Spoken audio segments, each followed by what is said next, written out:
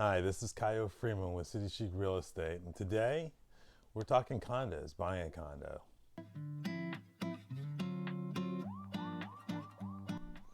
Now today I'm not really going to focus on what the condo market is when you're purchasing a condo right now in DC.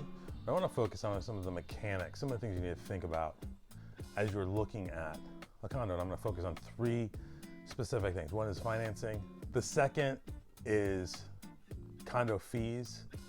And then the third is the resale package of the condo.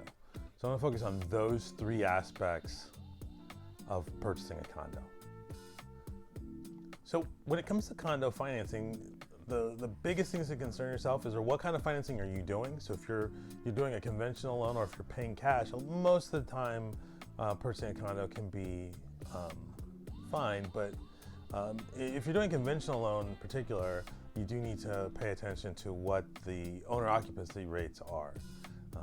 Most lenders want the owner occupancy of any condo development to be greater than 50%.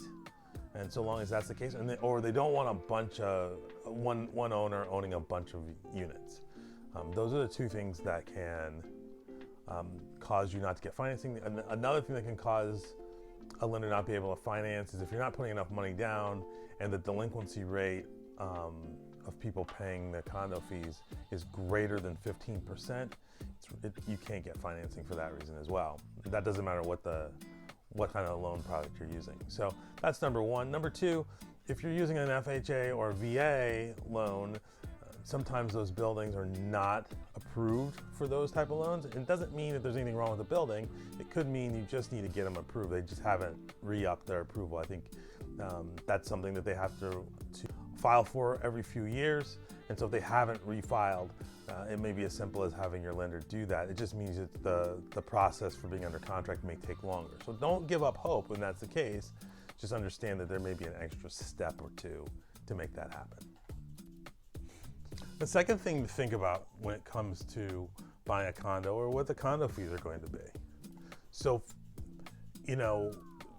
if I'm looking at two properties and they're both $400,000, but one has a condo fee of $600 and the other one has a condo fee of $250, from a budget standpoint, it might make sense for me to pick the $250 condo, even if I like the other one a little bit better because of location. If it's close, $350 difference a month may be worth it for me to pick the condo that has the lower fees.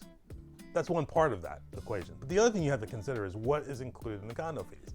So using the same example, maybe the $600 one includes all of your utilities. It includes your heat, it includes your gas, obviously water and sewer, and other maintenance considerations. And maybe it also includes your parking.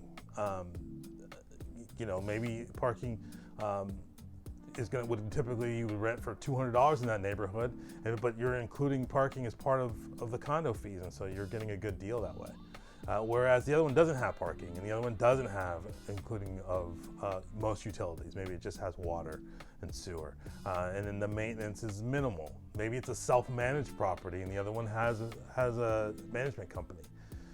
So you have to consider all of those things so that maybe that $350 difference is worth it.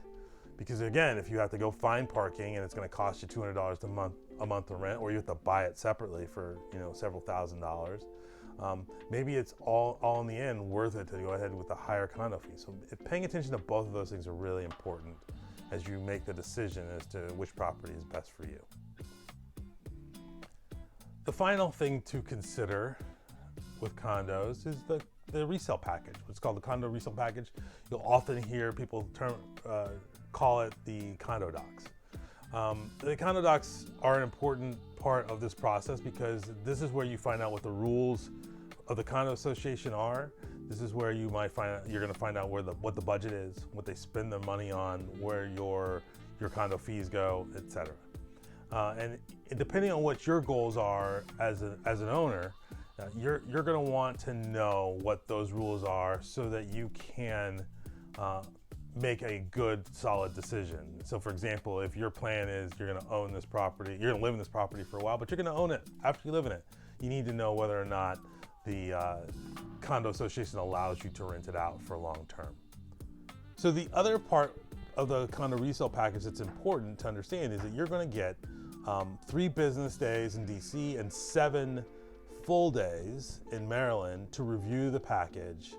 And it's a get out of jail free card from your contract. So if there's something in the package, you don't like the rules, you don't like the budget, you don't like how they're spending money, anything of that nature is in the package, you can get out free and clear. You'll get your deposits back and anything else. And that's really important. And it's a nice little fail safe in case there's something about the condo association that just doesn't add up for you. So again, to review, buying a condo, understanding the financing, paying attention to the condo fees and what they include, and then understanding your rights as a purchaser to review the condo documents and review the condo resale package and how long you do that are all important aspects of purchasing a condo. If you have other questions, please always reach out to me and I'm happy to talk to you about buying a condo. But in the meantime, this has been Kyo Freeman with City Chic Real Estate. See you next time.